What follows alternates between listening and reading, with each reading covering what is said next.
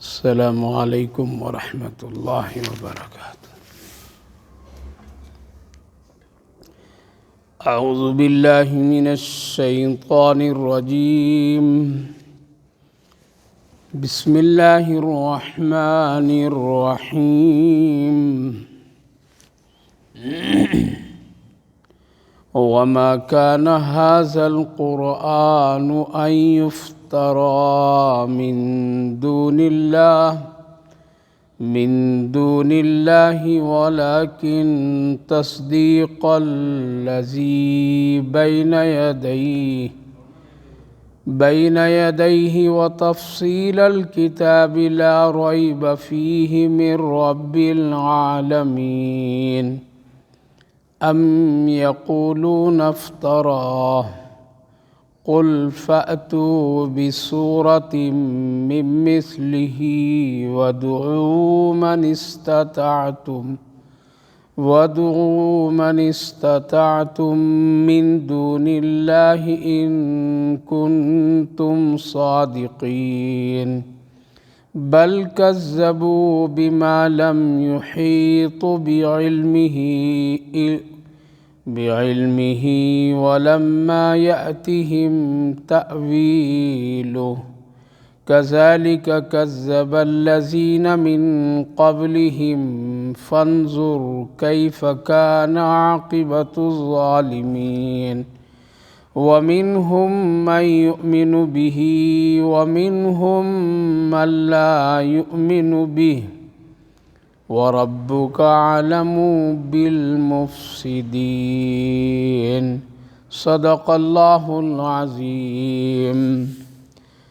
وما كان هذا القرآن أن يفترى من دون الله ولكن تصديق الذي بين يديه۔ اور یہ قرآن گڑھی ہوئی چیز نہیں ہے، اور یہ اللہ کے علاوہ کسی اور کی طرف سے بنائی ہوئی چیز نہیں ہے۔ ولیکن تصدیق الذی بین یدیہ، لیکن یہ کتاب تصدیق کرتی ہے، یعنی قرآن تصدیق کرتا ہے سامنے والے کلام کا، اور اس کتاب میں ہر ایک چیز کی تفصیلات ہے،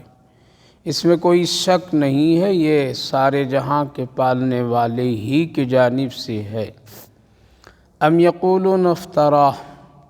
کیا لوگ اس کو جھٹلاتے ہیں، جھوٹ کہتے ہیں؟ قل، کہیے، آپ پوچھئے ان سے کہ اگر ایسا ہے تو پھر لے آؤ کوئی ایک صورت اسی جیسی، بلا لو تم جس کو بھی چاہو اللہ کے علاوہ، اگر تم اپنی بات میں، اپنے دعوے میں سچے ہو۔ بل کذبوا بما لم یحیطوا بعلمہ، بلکہ سب کے سب جھوٹ ہیں اور جھوٹی بات کہہ رہے ہیں، اور ایسی چیز کہتے ہیں جس کا اس کے علم میں کوئی احاطہ نہیں، اور ابھی یہ اس کی حقیقت تک نہیں پہنچے۔ کذالک کذب الذین من قبلہم، اسی طرح پہلے کے لوگوں نے بھی اللہ کے کلاموں کو جھٹلایا۔ اللہ تعالیٰ نے ظالموں گنہگاروں کا انجام کیسا کیسا بنایا۔ پیاری ماں اور بہنوں، اللہ رب العالمین کا شکر، اس کا احسان ہے کہ اللہ تعالیٰ نے آپ سبھی کو قرآن کریم کی اس بابرکت مجلس میں آنے کی توفیق مرحمت فرمائی ہے۔ اللہ تعالیٰ قبول فرمائے، عمل صالحہ کی توفیق نصیب فرمائے۔ گزشتہ مجلس میں چند آیات مبارکہ پر روشنی ڈالی گئی تھی، جس کا حاصل اور خلاصہ یہ تھا کہ اس پوری کائنات کا مالک تنہا اکیلا اللہ ہے، اس کے اس عمل میں کوئی کسی طرح شریک نہیں ہے۔ اللہ تعالیٰ نے بطور مثال اور نمونے کے چند چیزیں ہمارے اور آپ کے سامنے پیش فرمایا تھا، ذکر کیا تھا کہ اگر تم دیکھو تو ان چیزوں میں غور کرو تو پتہ چلے گا کہ اس کا مالک ایک ہی ہے، اگر دو ہو جائیں تو پھر اس کا نظام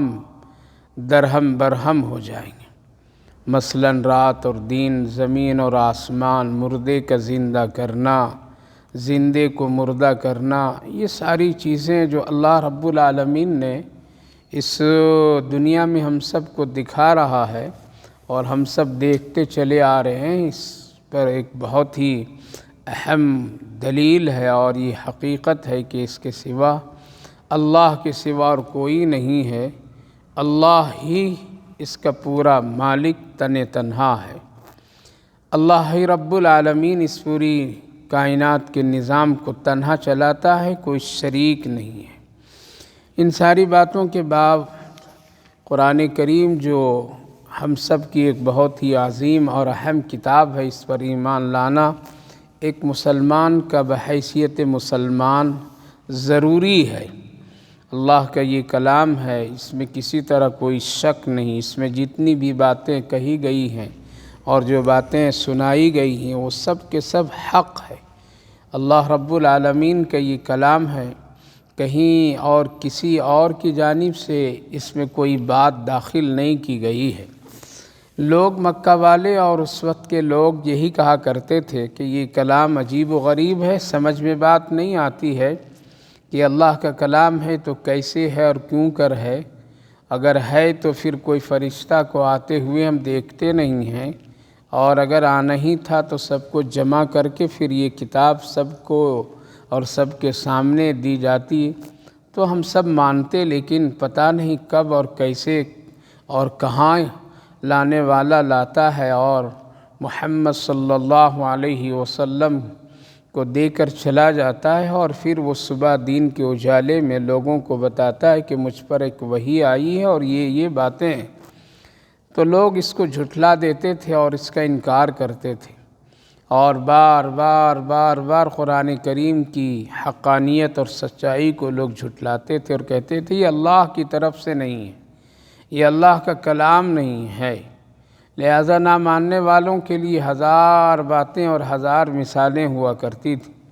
لہذا اللہ رب العالمین نے اس قرآن کریم کی حقانیت اور سچائی کو اس طرح ذکر فرمایا، وَمَا كَانَ هَذَا الْقُرْآنُ، کہ اس قرآن کو جو تم دیکھ رہے ہو، یہ قرآن جو دیکھ رہے ہو، پڑھ رہے ہو، سن رہے ہو، یہ اللہ ہی کی طرف سے ہے۔ لوگ کہتے ہیں کہ اللہ کی طرف سے نہیں، یہ جھوٹ ہے، یہ اللہ پر بہتان ہے، یہ کتاب اللہ ہی کی جانب سے ہے۔ ہم سب کا یہی عقیدہ ہے کہ قرآن کریم اللہ کا کلام ہے، جو ہم سب کے آقا نبی اکرم صلی اللہ علیہ وسلم پر تھوڑے تھوڑے تقاضے اور ضرورت کے مطابق 23 سالوں میں اللہ تعالیٰ نے حضرت جبریل علیہ السلام کے معرفت اور واسطے سے نبی اکرم صلی اللہ علیہ وسلم پر نازل فرمایا، اور جس طرح سے اللہ نے نازل فرمایا اسی طرح سے ہو بہو اپنے تمام الفاظ اور اپنے تمام کلام میں موجود ہے۔ اس میں نہ اس وقت کوئی رد و بدل اور نہ آج کسی طرح کوئی رد و بدل کیا گیا ہے، بالکل ہو بہو ہے۔ یہی ایک دنیا میں ایسی شاندار اور جاندار کتاب ہے مسلمانوں کے پاس کہ اس میں کسی طرح سے کوئی بھی گڑبڑ نہیں کر سکا۔ کرنے کی تو بہت ساری کوششیں لوگوں نے کی اور آج تک لوگ کر رہے ہیں، ہزاروں اربوں خربوں لوگ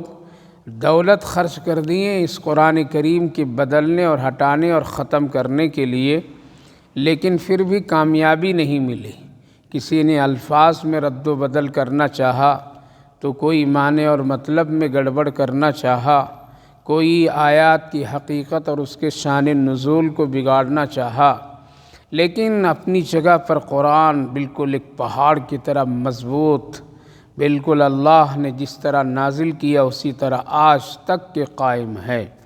یہی وہ قرآن ہے جس کے حفظ لوگ چھوٹے چھوٹے کم عمر کے بچے بھی کر لیتے ہیں، ورنہ دنیا میں کوئی بھی کتاب، کسی بھی مذہبی کتاب یا کسی بھی فن کا کتاب کوئی یاد نہیں کر سکتا ہے پورا لفظ بہ لفظ، حرف بہ حرف، کوئی بھی نہیں، بلکہ اس کی ایک ہی شان ہے یہ قرآن کریم کی کہ اللہ رب العالمین نے اس کی حفاظت کی مختلف شکلیں بنا دی ہے، اور آج تک اسی طرح سے یہ قرآن زندہ اور سلامت ہے اور قیامت تک رہے گا، اور اللہ کا یہ کلام ہے۔ اللہ جس طرح ہمیشہ سے ہے اسی طرح اس کا کلام بھی ہمیشہ سے رہے گا۔ تو اللہ تعالیٰ نے فرمایا وَلَٰكِن تَصْدِيقَ الَّذِي بَيْنَ يَدَيْهِ وَتَفْصِيلَ الْكِتَابِ لَا رَيْبَ فِيهِ، اس میں کوئی شک نہیں، یہ سارے جہاں کا پالنے والے رب کی طرف سے ہے، اللہ کی طرف سے ہے۔ اور اے میرے نبی اب پوچھئے مکہ والوں سے، اور جو بھی اس طرح کے سوالات قیامت تک کریں گے کہ یہ قرآن اللہ کی طرف سے نہیں، ان سے پوچھو ڈنکے کے چوٹ پر کہ اگر نہیں ہے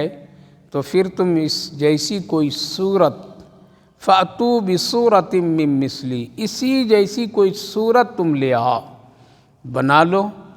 بعض جگہ پہ تو اللہ تعالیٰ نے آیت کا بھی ذکر فرمایا ہے، بِصُورَةٍ مِّن مِّثْلِهِ، لے آؤ، 1 لاؤ، 10 لاؤ، کتنا لاؤ، لے آؤ اور بلا لو تم جس کو بھی چاہو اللہ کے علاوہ۔ دنیا میں جتنے بڑے سے بڑے پڑھے لکھے انسانوں کی ایک بڑی جماعت ہو، ان سب کو بلا لو، جس کو چاہو تم بلا لو۔ اللہ کی طرف سے کھلی ہوئی بات، چیلنج اور اعلان ہے، وَادْعُوا مَنِ اسْتَطَعْتُم مِّن دُونِ اللَّہِ، بلا لو اور قرآن کی ایک صورت، چھوٹی سی چھوٹی صورت کے مثل تم اس سے پیش کر کے دکھا دو، تب جانے دنیا حیران رہ گئی، بڑی بڑی کوششیں کی ہے۔ مورخین لکھتے ہیں کہ لوگوں نے قرآن کریم کی آیات مبارکہ کے مقابلے میں اور اس قرآن کے مقابلے میں لوگ بنانے کے لیے اربوں خربوں خرچ کیے۔ ایک موقع پر ایک بادشاہ نے اس قرآن کے مقابلے میں ایک کتاب یعنی قرآن جیسی بنانے کی کوشش کی، اور اس نے اپنے ملک کے بڑے بڑے دانشوروں، پڑھے لکھے لوگوں کو بلایا اور کہا تم کو جو بھی جتنی بھی چیزوں کی ضرورت ہوگی وہ سب ہم دے دیں گے اور پیش کریں گے، قرآن جیسی ایک صورت تم بنا دو، صرف سورہ فاتحہ کی طرح ایک صورت بنا کر کے دکھا دو۔ لہٰذا مورخین لکھتے ہیں کہ اس کے لیے ایک بہت بڑا میدان میں ایک خوبصورت محل، لائبریریاں، کتابوں کے ذخائر، لکھنے پڑھنے کی ساری سہولیات دے کر کے، ہر طرح کی سہولیات اس کو دے کر کے اس کو اس کام پر لگایا گیا۔ لیکن 1 مہینے کے بعد دیکھا تو پورے ہال میں اور پورے کمرے میں سوائے کاغذوں کے ٹکڑے کے علاوہ اور کچھ بھی نہیں ملا۔ جب وہ نکلا باہر 1 مہینے کے بعد اور لوگوں نے پوچھا کیا تم نے سورہ فاتحہ کے مقابلے میں صورت بنائی؟ کہا کہ دیکھو میں 1 مہینے تک کی کوشش کی اور الحمدللہ رب العالمین کے مقابلے میں صرف ایک چھوٹی سی آیات کے مقابلے میں لکھنا چاہا، لکھتا تھا اور سمجھتا تھا اب یہ اس کے مثل ہو گیا، لیکن پھر میں غور کرتا تھا تو وہ اس جیسی وہ آیت نہیں بن پاتی تھی، میں اس کو پھاڑ دیتا تھا، پھر لکھتا تھا، پھر پھاڑتا تھا۔ یہ دیکھو میرے کمرے میں کاغذوں کا ایک ڈھیر، ٹکڑوں کا ایک ڈھیر پڑا ہوا ہے، اور میں 1 مہینے کے اس نتیجے پر آیا کہ پوری صورت تو بڑی دور کی بات ہے، الحمدللہ رب العالمین کی طرح بھی مجھے بنانا مشکل ہے۔ یہ قرآن کریم کی شان ہے میری ماں بہنوں۔ اللہ نے آج ہم سب کو یہ بے مثال کتاب، بڑی بابرکت کتاب، رحمتوں والی کتاب، اللہ سے بات کرنے والی کتاب ہم سب کو عطا فرمایا ہے۔ تو اللہ تعالیٰ نے فرمایا بلا لو، شکلیں بنا لو، کیسی چاہو، جس طرح چاہو بنا کر کے دکھاؤ۔ اللہ کے ایک طرف سے کھلا ہوا اعلان ہے۔ اسی لیے دنیا کے لوگوں نے بہت شکلوں سے قرآن کریم کی حقیقت کو مٹانے اور ختم کرنے کی کوشش کی ہے، لیکن ناکام ہو گئے۔ کتابوں میں مفسرین نے ذکر کیا ہے کہ ایک یہودی جب قرآن کریم اور قرآن کریم سے متعلق اس کے لیے ایک تحقیقات شروع کی اس نے کہ آسمانی کتاب تورات بھی ہے اور انجیل بھی ہے، زبور بھی ہے، لہٰذا اور ایک قرآن کریم ہے، تو کم سے کم ہم 3 کتابوں کی تحقیقات اور اس سلسلے میں لوگوں تک پہنچ کر کے دیکھوں کہ آخر اللہ کس کتاب کی حفاظت کر رہا ہے اس وقت میں۔ لہٰذا تورات جو یہودیوں کی ایک بہت ہی مستند کتاب، آسمانی کتاب وہ سمجھی جاتی ہے، لہٰذا اس نے اس کتاب کو لے کر کے اپنی پادریوں اور اپنے علماء کے پاس اور لوگوں کے پاس پیش کیا، اور لوگ اس کو بڑی جلدی سے قبول کر لیے، جبکہ اس میں کچھ اس نے گھٹاؤ بڑھا اور کچھ رد و بدل کر کے پیش کیا تھا، اور اس کی کچھ آیات اس کی اور جو کچھ کلام اس میں جو تھا اس کے آگے پیچھے کر کے اس نے ترتیب کو بدل کر کے پیش کیا، لوگ اس کو بہت جلدی قبول کیے اور اس کی بڑی تعریف اور پذیرائی کی ہے۔ انجیل بھی عیسائیوں کے پادریوں اور اس کے علماء کے پاس میں پیش کیے، اس کی خدمت میں لے کر کے وہ آدمی پہنچا اور ان کے بڑے بڑے مذہبی رہنماؤں کے پاس پیش کیا۔ انجیل بھی لوگ قبول کر لیے، جبکہ اس میں بھی اس نے وہی حرکت رد و بدل کر کے آیات اور کلام کو ادھر سے ادھر کر کے پیش کیا تھا۔ لوگ اس کو قبول کیے اور اس کی تعریف کیے، اس کی حوصلہ افزائی کیے۔ پھر جب باری آئی قرآن کریم کی اور قرآن کریم لے کر کے وہ ایک مسجد میں ایک بہت سیدھے سادھے ایک اللہ والے مولوی کے امام صاحب کے پاس میں وہ لے کر کے گیا اور قرآن کریم پیش کیا کہ دیکھو میں نے اس کو اپنی طرف سے اور اپنے ہاتھوں سے یا اپنے محنتوں سے اس کو تیار کیا ہوں اور اس کی چھپائی کیا ہوں، اور یہ قرآن کریم کو خوبصورت انداز میں اس کو بنا کر کے آپ کی خدمت میں بطور تحفتاً پیش کر رہا ہوں، آپ اس کو قبول کیجیے۔ لہٰذا وہ سیدھے سادھے اللہ والے امام صاحب اس کو لیتے اور لینے کے بعد قرآن کریم کو پلٹ پلٹ کر کے ورق لے کر کے دیکھتے ہیں، اور دیکھنے کے بعد چند ہی اوراق اور چند صفحات پر جب وہ نظر ڈالیں تو اس میں یہ پاتے ہیں کہ کوئی آیات کوئی جملہ ادھر سے ادھر ہے، آگے پیچھے ہے۔ حالانکہ اس نے اس کو بدلا تو نہیں تھا، لیکن ترتیب صرف بدل دیا تھا۔ جو آیات پہلے نمبر کی اس کو وہ تیسرے نمبر پر، اس کو آخری نمبر پر، آخر والے کے اوپر، اوپر والے کے نیچے، بیچ، ادھر ادھر کر دیا تھا اور اس کی ترتیب کو رد و بدل کر کے لایا تھا۔ لہٰذا وہ امام صاحب سیدھے سادھے مسلمان کا یہ پیشوا جب دیکھا تو کہا کہ یہ قرآن میں تم نے رد و بدل کر کے لایا ہے، ہمارے پاس ہماری جو صحیح کتاب اللہ کا کلام ہے وہ اس طرح نہیں بلکہ اس طرح ہے۔ اور وہ پڑھ کر کے بغیر قرآن کے دیکھے دکھائے وہ پڑھ کر کے بتانے لگا، یہ آیت فلاں جز کی ہے، یہ آیت فلاں سورت کی ہے، یہ آیت فلاں جگہ کی ہے، لہٰذا تم نے قرآن کریم میں خیانت کر کے لایا ہے، یہ قابل قبول نہیں، اس کو فوراً لے جاؤ ورنہ تمہارے لیے بڑی مشکلات کی گھڑی آ جائے گی۔ لہٰذا اس نے فوراً اس کو لیا اور لے کر کے چلا اور پہنچا۔ اس نے کہا بعد میں آ کر کے ایمان لایا اور کہا کہ ہاں میں بطور جانچ اور آزمائش کے لیے ایسا کیا تھا کہ دیکھیں اس وقت میں دنیا میں قرآن کریم کی حفاظت اللہ کر رہا یا نہیں کر رہا ہے، جیسا کہ اللہ نے فرمایا اِنَّا نَحْنُ نَزَّلْنَا الذِّكْرَ وَإِنَّا لَهُ لَحَافِظُونَ۔ لہٰذا اسی آسمانی کتاب کے بارے میں یا اور کسی کی کتاب کے بارے میں ہے، پتہ یہ چلا کہ نہیں قرآن ہی کے بارے میں ہے۔ ہم نے یہودیوں کو تورات دیا وہ قبول کر لیا جب اس میں نے خیانت کے ساتھ اس کو پیش کیا تھا، میں نے انجیل عیسائیوں کو دیا وہ قبول کر لیے اور میری ہمت حوصلہ افزائی کیے اور اس کو بھی قبول کر کے رکھ لیے۔ لیکن قربان جائیے مسلمان، ایک سیدھے سادے مسجد کا ایک امام بھی اتنا علم قرآن سے اور اتنا گہرا تعلق کہ جس کی بنیاد پر میں وہ قبول کرنے کے لیے تیار نہیں، اور ایک نظر ڈالنے کے بعد پتہ چل جاتا ہے کہ یہاں پر کون کیسے کیا خیانت کیا ہے۔ اس لیے اگر مسجد میں ایک امام کھڑا ہو کر کے نماز تراویح یا نماز میں کوئی سورت پڑھتا ہے اور خدا نخواستہ ایک حرف آگے پیچھے ہو جاتا ہے تو پیچھے کے لوگ بے چین ہو جاتے ہیں، پیچھے کے لوگ آواز دینے لگتے ہیں، لقمہ دینے لگتے ہیں، آپ سے یہ حرف چھوٹ رہا ہے، آپ سے یہ جملہ چھوٹ رہا ہے۔ یہی ہے اللہ کی طرف سے حفاظت کا نظام۔ لہذا قرآن کریم جس طرح سے نازل ہوا اسی طرح آج بھی موجود ہے میرے ماں بہنوں۔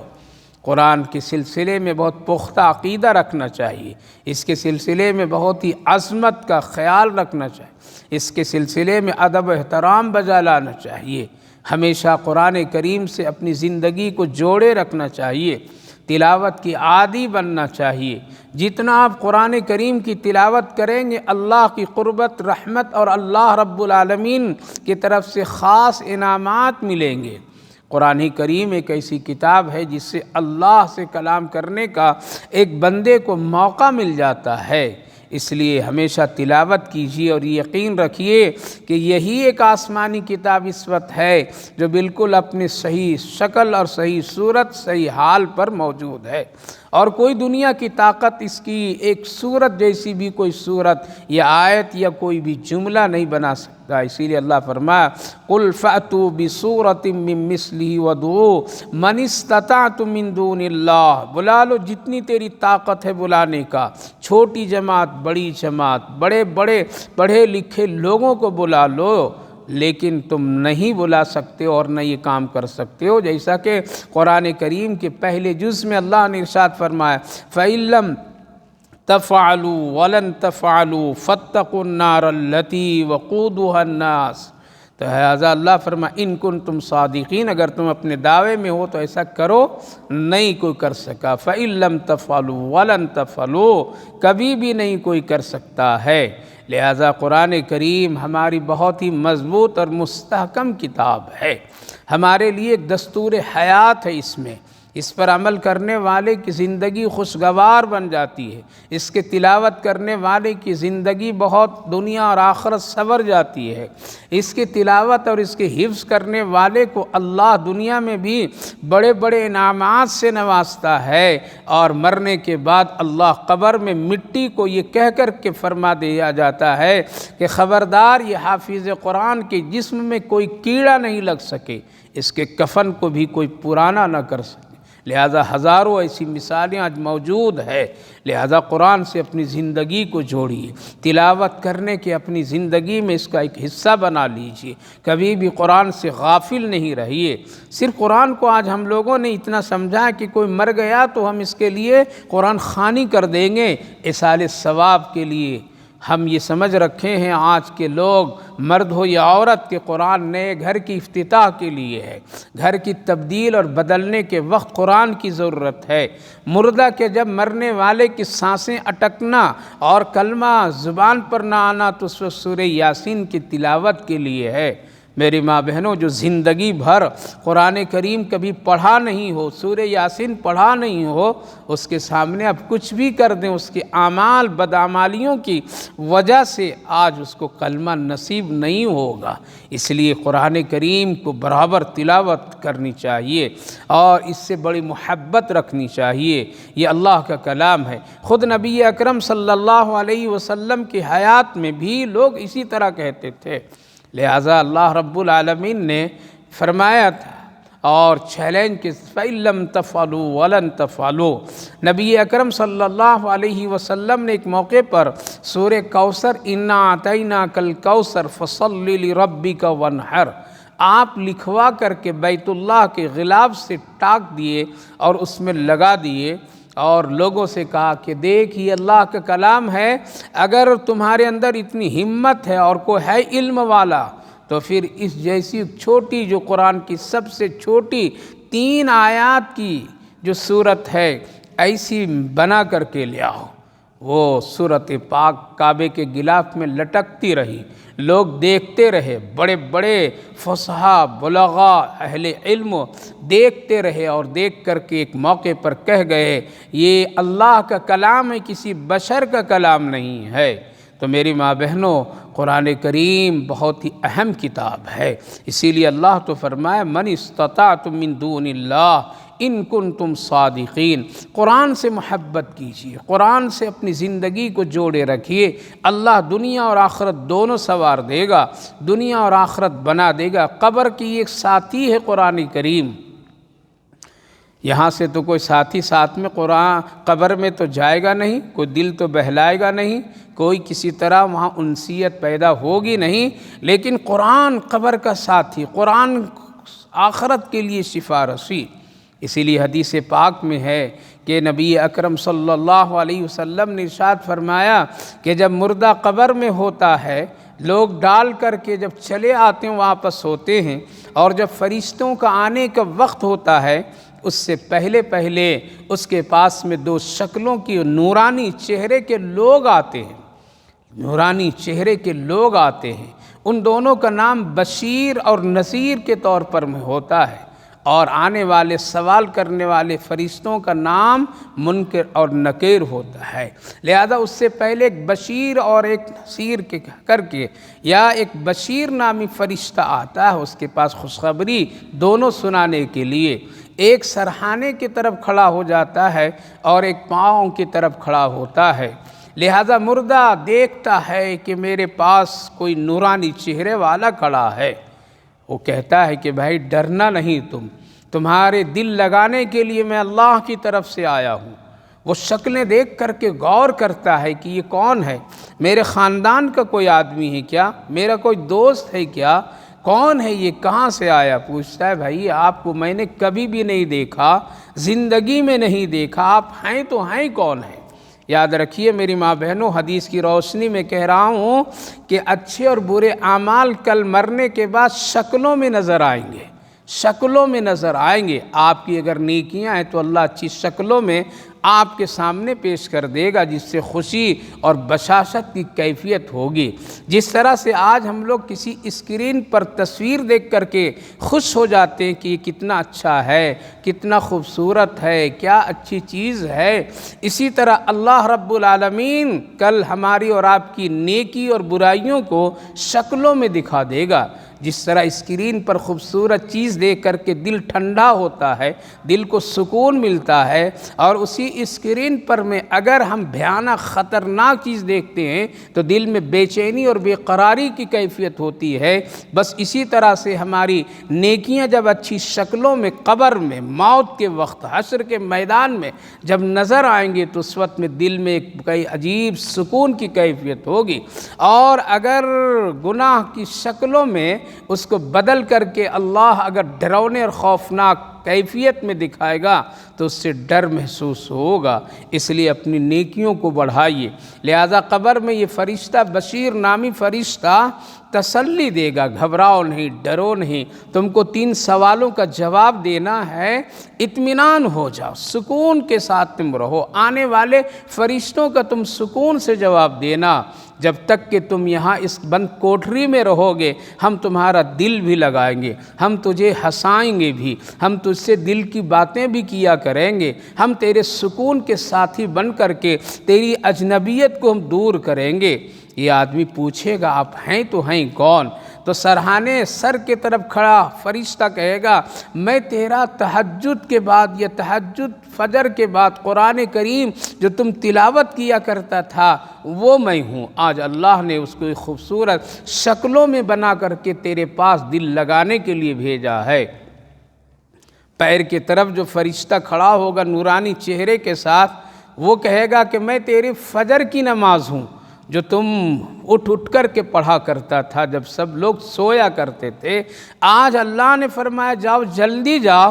جلدی جاؤ، جس طرح یہ جلدی فجر کی نماز پڑھنے کے لیے اٹھا کرتا تھا، تیاری کرتا تھا، چونکہ فجر کے وقت میں وقت بڑا نازک ہوا کرتا ہے، کبھی اٹھنے میں تاخیر ہوتی ہے، کبھی اٹھنے میں سستی کی کیفیت ہوتی ہے، اور جب آدمی اٹھتا ہے تو جلدی جلدی وضو کرتا ہے، کپڑے بدلتا ہے، مصلی ڈالتا ہے، مسجد کی طرف بھاگتا ہے۔ اسی طرح سے اللہ رب العالمین اس وقت فرشتے کو فرمائیں گے جاؤ جلدی جاؤ، اس سے میرے 2 فرشتے سوال کریں گے، اس سے پہلے جاؤ اس کو اطمینان دلا دو، سکون دلا دو، اس کے قلب مطمئن کر دو۔ لہذا اے مردہ، اے زندہ ہونے والا انسان، میں تیرا فجر کی نماز ہوں، تیرا ساتھی ہوں۔ تم فجر جس طرح بڑی تیزی کے ساتھ جلدی جلدی کرتا تھا، میں بھی جلدی جلدی تیرے پاس آیا ہوں۔ یہ کیا ہے میری ماں بہنوں؟ یہ قرآن۔ سوئیے، سر کے نیچے، سر کے آزو بازو موبائل رکھیے، اٹھتے ہی ساتھ موبائلوں پر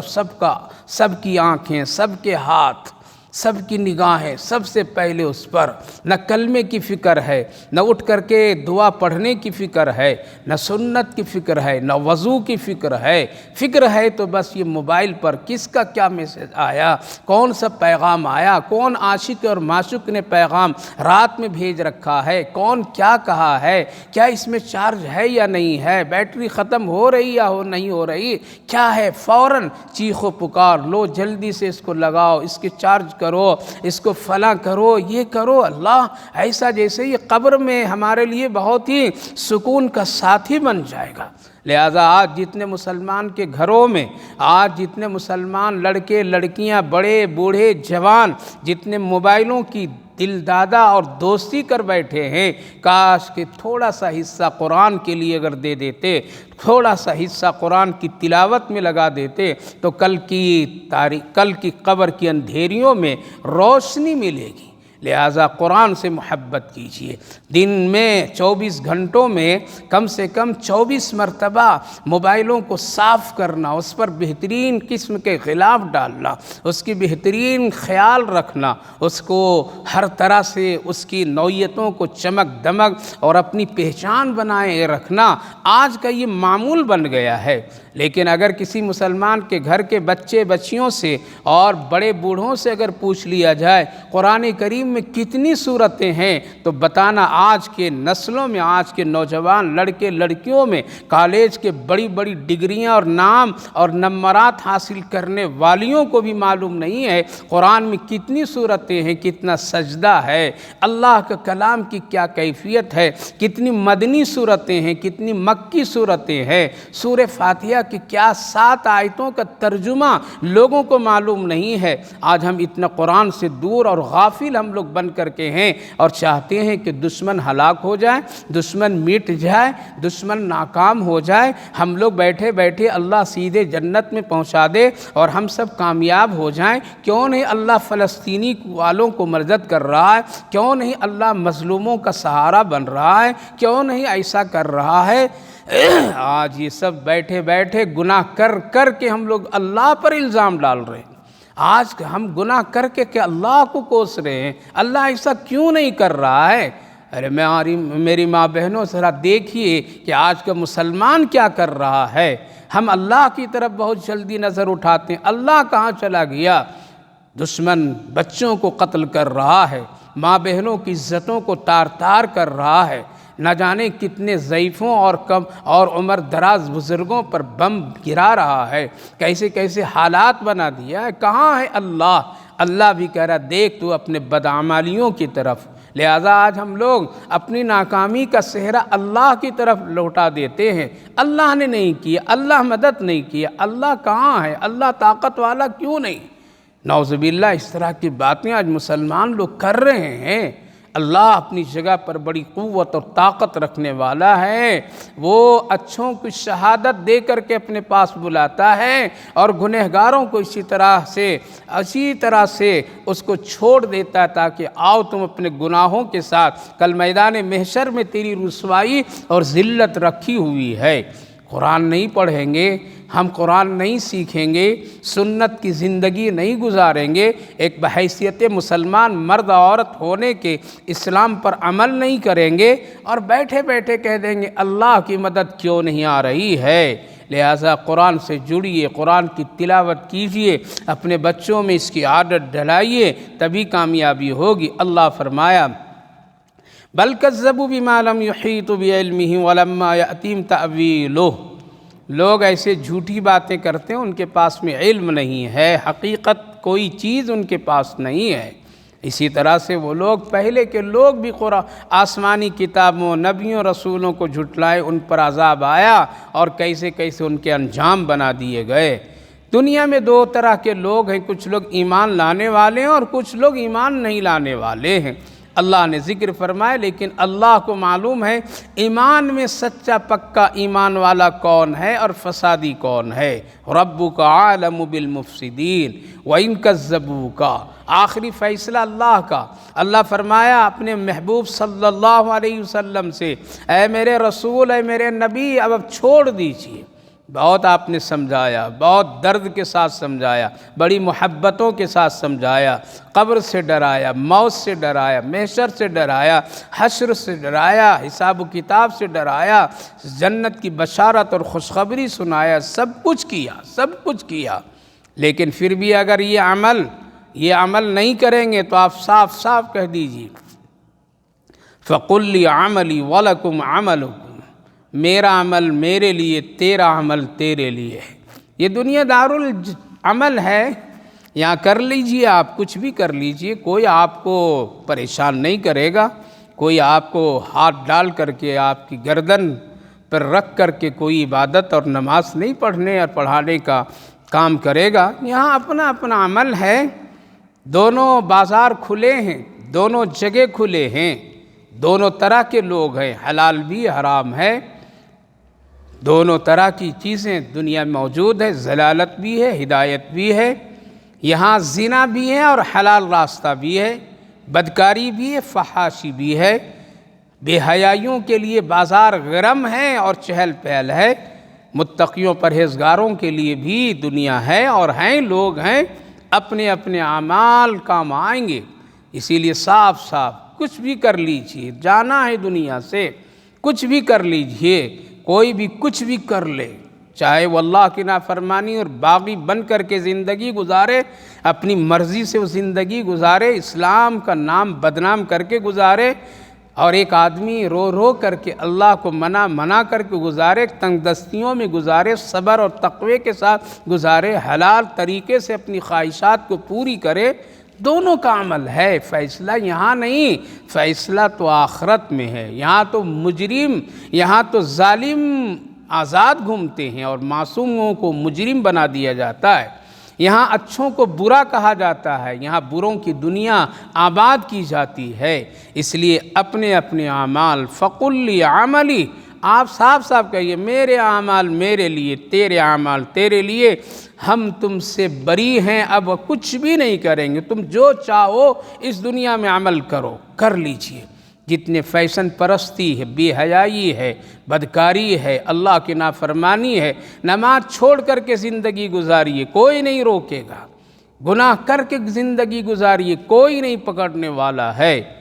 کچھ بھی کر لیجئے، موت ایک دن آنی ہے اور اس دن فیصلہ ہوگا۔ وَأَنَا بَرِيءٌ مِّمَّا تَعْمَلُونَ وَأَنَا بَرِيءٌ مِّمَّا تَعْمَلُونَ۔ اللہ اکبر، اللہ نے صاف فرما دیا، چھوڑ دیجئے ایسے بدکاروں کو، بد اعمالوں کو، چھوڑ دیجئے ان کو، ہم ایک دن اس کا فیصلہ اور حساب کتاب کر لیں گے۔ کب کریں گے؟ اللہ رب العالمین نے فرمایا، اور ہم ظالم نہیں، ہم ظلم کسی پر نہیں کرتے ہیں، وہ خود اپنے اعمال سے اپنے پر ظلم کرتا ہے۔ ہم کب اس کا بدلہ لیں گے، کب حساب کتاب لیں گے، کب اچھے اور برے کا فیصلہ کریں گے۔ وَامْتَازُوا الْيَوْمَ أَيُّهَا الْمُجْرِمُونَ، کب ہم مجرم کو چھانٹ کر کے الگ کر دیں گے۔ وَيَوْمَ يَحْشُرُهُمْ كَأَن لَّمْ يَلْبَثُوا، اس دن کا نام میدان محشر، حشر کا دن، میدان محشر میں جب لوگ کھڑے ہوں گے چھانٹ دیے جائیں گے، میدان محشر میں وہاں اچھوں اور بروں کا فرق کر دیا جائے گا، میدان محشر میں وہاں نمازی بے نمازی کو الگ الگ کر دیا جائے گا، وہاں سب نیک اور بد اعمال دونوں کو الگ الگ کر دے گا اللہ تعالیٰ۔ لہٰذا وہ میدان محشر ایک ایسی کسوٹی کی جگہ ہوگی جہاں پر میں کوئی کسی کا ساتھ بھی نہیں دے گا، اور اپنے اپنے اعمال کی بنیاد پر وہاں سارے اعمال دکھائے جائیں گے۔ وَيَوْمَ يَحْشُرُهُمْ كَأَن لَّمْ يَلْبَثُوا إِلَّا سَاعَةً مِّنَ النَّهَارِ يَتَعَارَفُونَ بَيْنَهُمْ۔ اللہ اکبر، اللہ فرمایا میدان محشر میں جب لوگ کھڑے ہوں گے اور آپس میں ایک دوسرے کو پہچانیں گے، یہ دنیا میں ایک دوسرے کو وہاں پہچان ہوگی۔ آقا کریم صلی اللہ علیہ وسلم نے ارشاد فرمایا، قبر سے جب لوگ نکلیں گے تو ایک دوسرے کو لوگ پہچان لیں گے، یہ میرا پڑوسی ہے، یہ میرے رشتہ دار ہے، یہ دیکھو فلاں ہے، یہ فلاں ہے، لیکن بات کرنے کی کسی کی ہمت نہیں ہوگی، ایک دوسرے سے کوئی بات نہیں کر سکے گا، لیکن دور دور سے لوگ ایک دوسرے کو پہچانیں گے، دوسرے کے حالات دیکھیں گے۔ اللہ اکبر، کیا منظر ہوگا، کیا کیفیت ہوگی۔ آج گناہ کر کر کے، آج ہم سفید کپڑوں میں چٹک مٹک کی دنیا میں اور دنیا کی جاہ و جلالت میں آج ہم اچھے بنے پھرتے ہیں، اگر کل ہمارے بدکاریاں بدعمالیاں سامنے ہوں گے، اور جس کو دنیا میں ہم خطا کار گنہگار کمزور سمجھتے ہیں، اگر اللہ کی ہاں ان کا کوئی مقام اور رتبہ مل گیا تو ایک دوسرے کو دیکھ کر کے لوگ پہچانیں گے، تو پتہ چلے گا جس کو ہم دنیا میں حقیر سمجھتے تھے آج اس کا مقام کیا ہے، اور جو ہم اپنے کو باعزت سمجھتے تھے آج میرے ساتھ کیا ہے۔ یتعارفون بینہم، ایک دوسرے کو لوگ دیکھ کر کے پہچانیں گے۔ بعض لوگ بات بھی کریں گے، کتنے دن سے کھڑے ہو، کتنا دن ہو گیا، تو لوگ کہیں گے کتنی زندگی ہم نے دنیا میں گزاری، یہ سب باتیں لوگ کریں گے، دنیا میں کتنے دن تک ٹھہرے تھے، یہاں اور ہم لوگ کتنے دن ٹھہرے ہیں، کیا ہو رہا ہے یہ گفتگو؟ تو لوگ کہیں گے کہ دنیا میں تو ہم لوگ لگ رہا ہے کہ صبح گئے تھے اور شام کو آ گئے ہیں، اللہ اکبر، الا ساعۃ من النہار۔ یا کوئی کہیں گے میدان محشر میں اس طرح سے ہم لوگ ٹھہرے تھے۔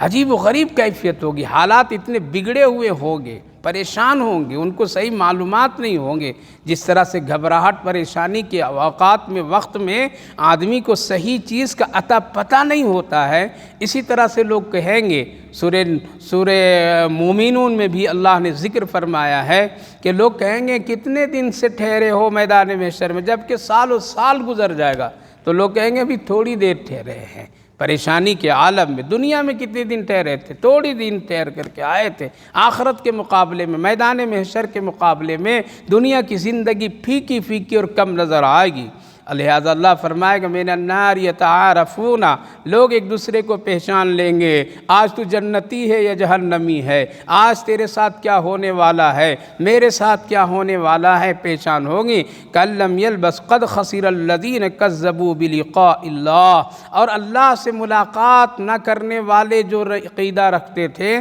آج وہ نقصان میں ہوں گے اور ان کی کوئی ہدایت نہیں ملے گی۔ خلاصہ ان تمام آیت مبارکہ کا ہے کہ اللہ نے ہم کو خوبصورت دنیا اور آخرت بنانے کے لیے قرآن کریم جیسی ایک اہم اور عظیم کتاب عطا فرمایا ہے۔ اس کو پڑھیے، اس پر عمل کیجیے، اس کو اپنا ساتھی بنائیے، قبر کے ساتھی بنائیے، محشر کے ساتھی بنائیے، پل صراط کے ساتھی بنائیے، جنت کے درجوں کے ساتھی بنائیے، اپنے بھی پڑھیے، بچوں کو بھی پڑھائیے، تلاوت والا گھر بنائیے۔ آپ کا گھر جتنا تلاوت سے خوشنما ہوگا اتنا ہی اللہ کے نزدیک اس گھر پہ برکتیں رحمتیں بھی اترے گی۔ حدیث پاک میں نبی اکرم صلی اللہ علیہ وسلم نے ارشاد فرمایا جس طرح سے زمین والوں کو ستارے آسمان میں نظر آتے ہیں، اسی طرح سے آسمان کے فرشتوں کو زمین والوں کے گھر وہ گھر نظر آتا ہے جس گھر میں قرآن کریم کی تلاوت کی جاتی ہے۔ اپنے گھر کی پہچان قرآن سے بنائیے، اپنے گھر کی پہچان آسمان کے فرشتوں میں قرآن سے بنائیے، تبھی آپ اللہ کے یہاں بڑے کامیاب اور بڑے خوش نصیب لوگ کہلائیں گے۔ لہذا قرآن سے جڑیے، قرآن کی بے حرمتی مت کیجیے، بات بات میں قسمیں قرآن کی مت کھایا کیجیے، بات بات میں قرآن کا نام لے کر کے اپنی جھوٹی باتوں کو ثابت کرنے کی کوشش مت کیا کیجیے۔ اس کا احترام کرنا ایک بہت بڑا ثواب اور نیکی کا ذریعہ ہے۔ دوسری بات یہ ہے کہ قرآن ہمیشہ سے ہے جس طرح سے اللہ نے نازل کیا تھا اور آج بھی اسی طرح ہے اور قیامت تک رہے گا، اس کو کوئی بدل نہیں سکتا ہے۔ یہ اسلام اور مسلمان اور ایمان کی ایک بہت ہی واضح اور حق ہونے کی ایک دلیل ہے۔ چوتھی بات یہ معلوم ہوتی ہے کہ بغیر کسی تحقیق کے کوئی بات نہیں کرنی چاہیے، بلکہ اس کی تحقیق اور اس کی حقیقت کو جاننے کے بعد کچھ عمل کرنا چاہیے۔ سب سے آخری بات میری ماں بہنوں، یہ دنیا دارالعمل ہے۔ آپ چاہے جیسی زندگی گزارے، فیصلہ تو قیامت کے دن ہوگی، موت کے وقت ہوگی۔ اس لیے آپ اپنی زندگی کو ایمان، اسلام، عمل صالحہ کی طرف موڑیے اور اس کی فکر کیجیے، ورنہ کل قیامت کے دن رسوائی کے سوا اور کچھ ہاتھ نہیں آئیں گے۔ اللہ آپ کو بھی ہم سب کو بھی عمل کی توفیق نصیب فرمائے۔ اللہم صلی علی سیدنا نبینا حبیبنا مولانا محمد وبارک وسلم علیہ۔ ربنا آتنا فی الدنیا حسنۃ وفی الآخرۃ حسنۃ وقنا عذاب النار۔